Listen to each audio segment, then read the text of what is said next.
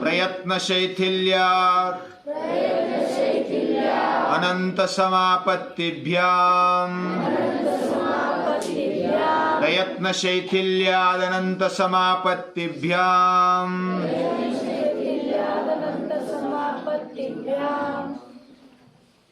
एक बार जो छोटा बच्चा था, ज्यादा छोटा भी नहीं था, समझदार था आपके जैसा, तो उसको एक बीज दे दिया अपने पिताजी ने और उसको लगा दो जमीन में और उसको पानी डालते जाओ।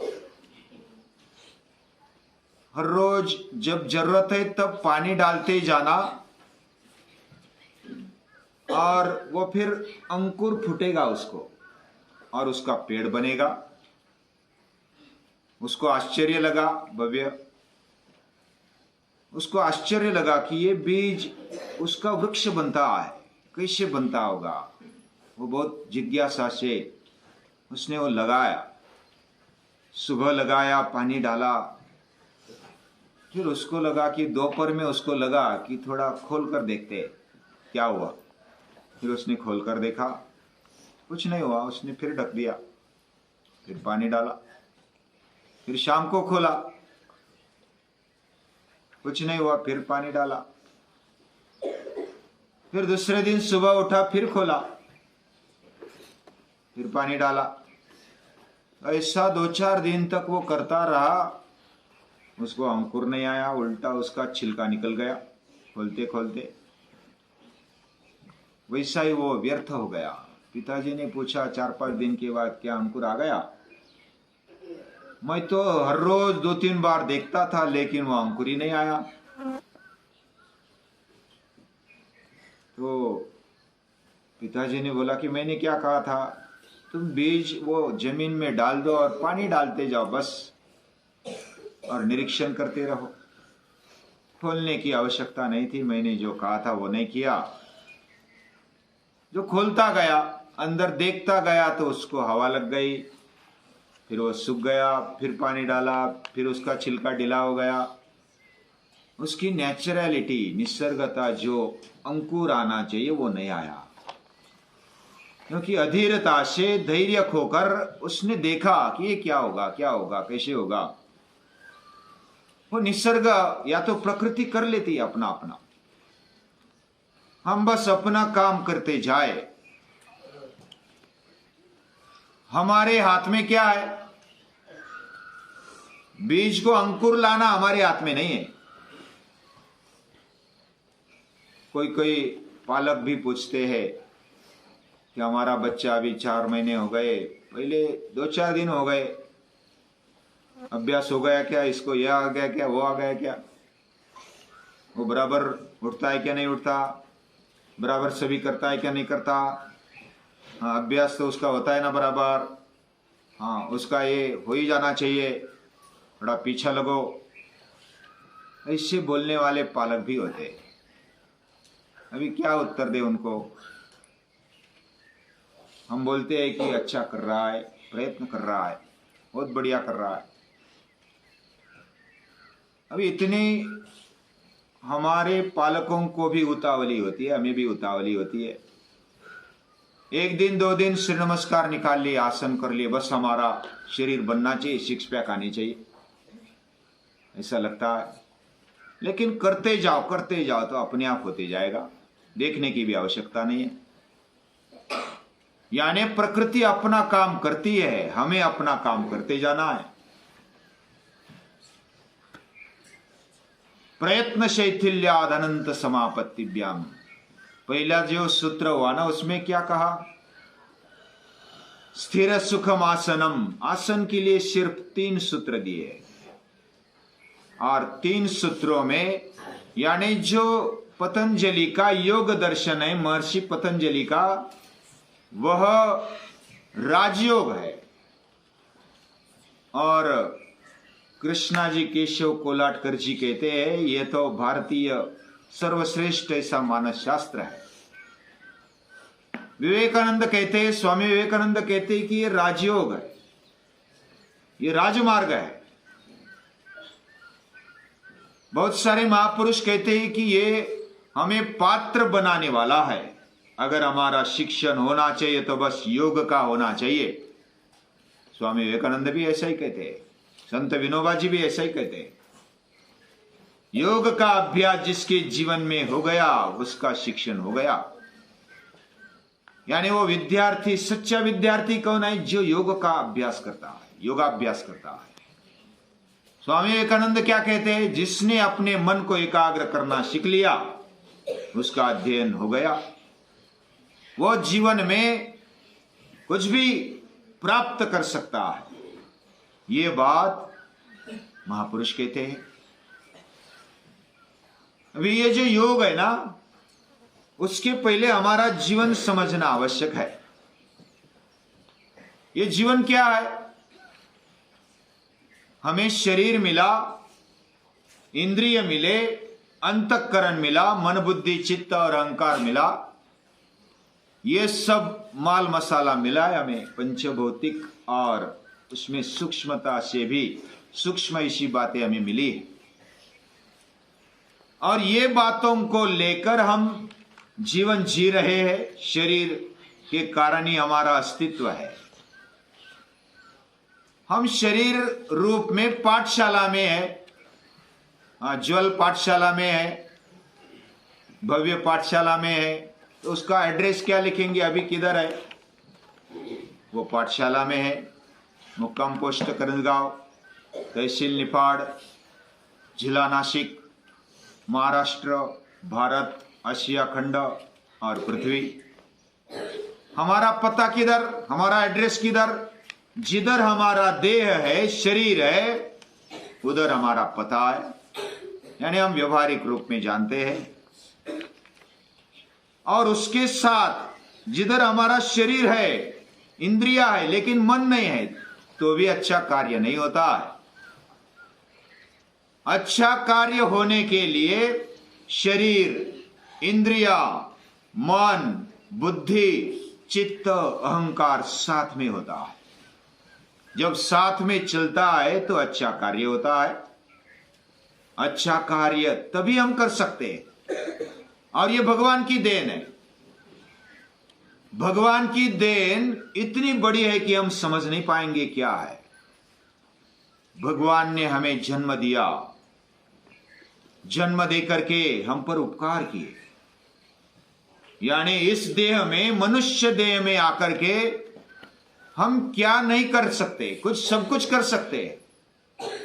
हमें शरीर मिला, इंद्रिय मिले, मन मिला, बुद्धि मिली, चित्त और अहंकार मिला, बहुत सारे भावनाएं मिली, विचार मिले, बुद्धि मिली।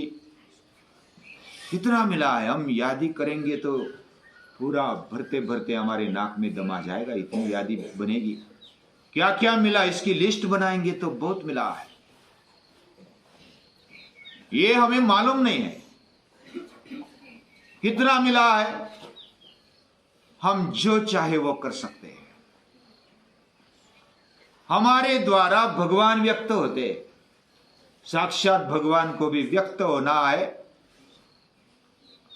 हमारे अंदर से वो व्यक्त होता है। इस शरीर से, इस जीवन से व्यक्त होता है।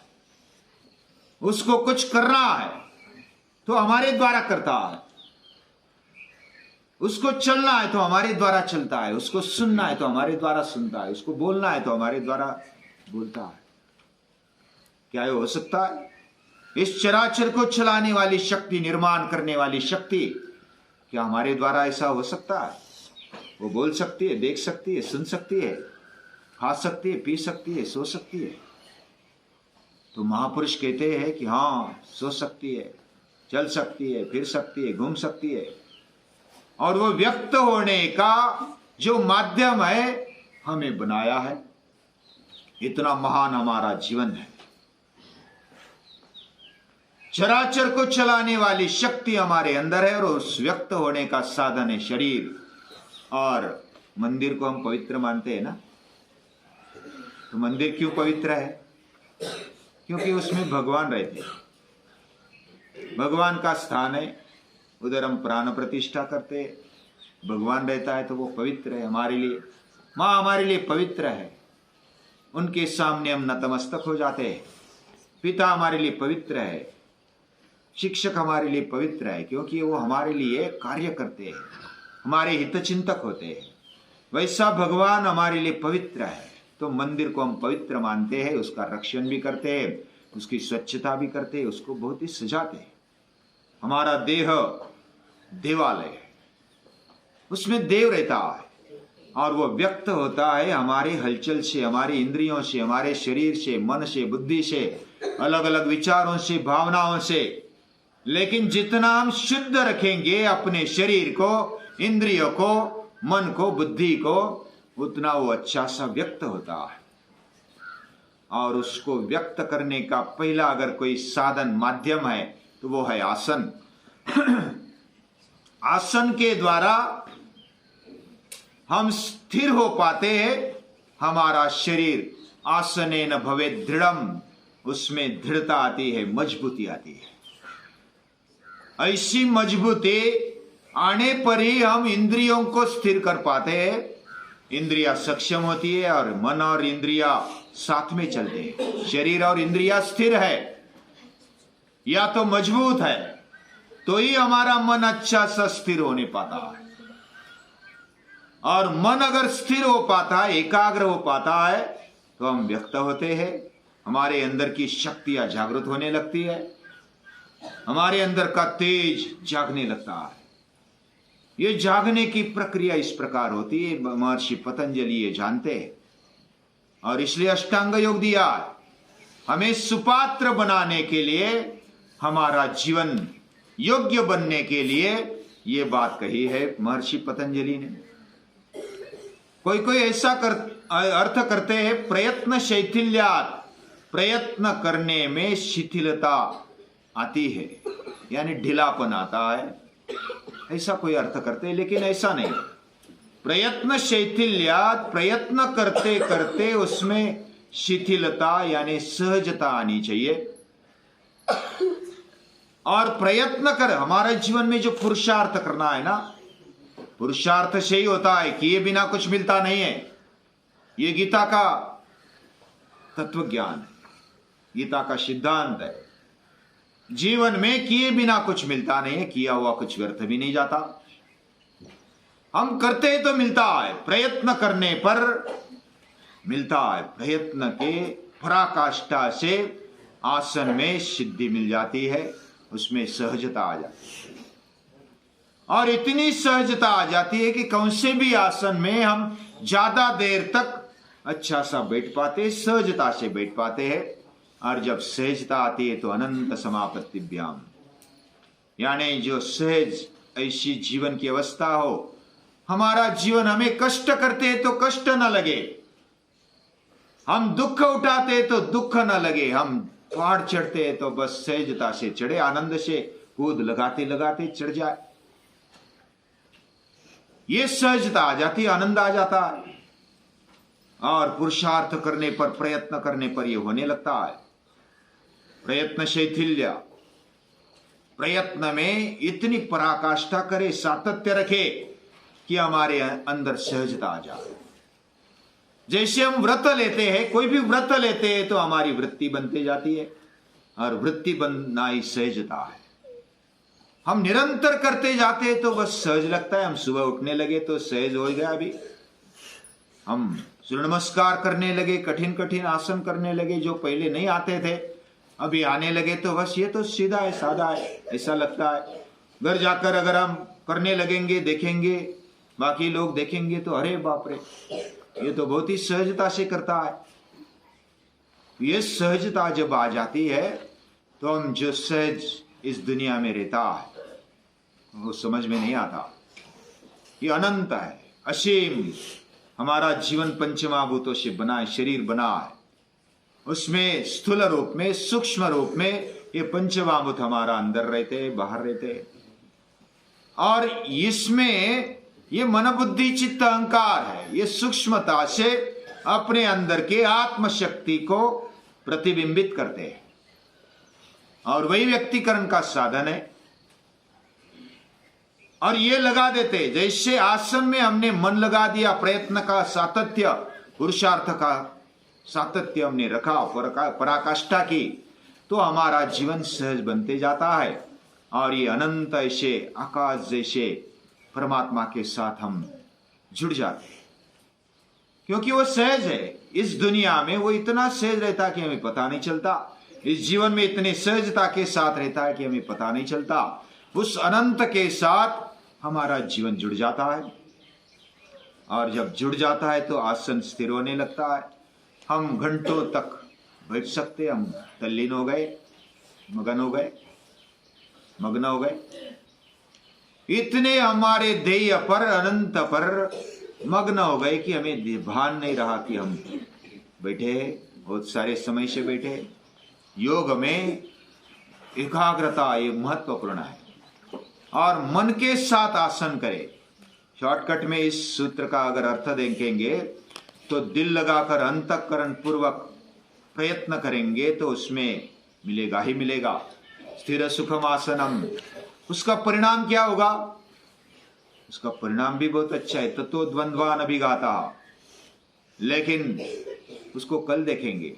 आज के लिए जैसा हम सातत्यपूर्ण प्रयास करते रहते हैं तो उसमें सहजता आ जाती है और सहजता के कारण हम भगवान तक अनंत तक पहुंच सकते हैं और अनंत तक पहुंचते पहुंचते इसमें भी सातत्य आ जाता है और सातत्य से अनंत तक भी पहुंचते हैं, भगवान तक पहुंचते हैं और हमारा जीवन बहुत ही सहज और आनंदी निर्भय बन जाता है। ऐसा ही जीवन चाहिए, दृढ़ता चाहिए, जीवन में मजबूती चाहिए और ये आसन से मिलती है। और द्वंद्व अभिघात यानी कि द्वंद्व को टक्कर देने की हिम्मत आ जाती है। कैसे आ जाती है कल देखेंगे। आज के लिए इतना ही। सभी को बारंबार नमस्कार।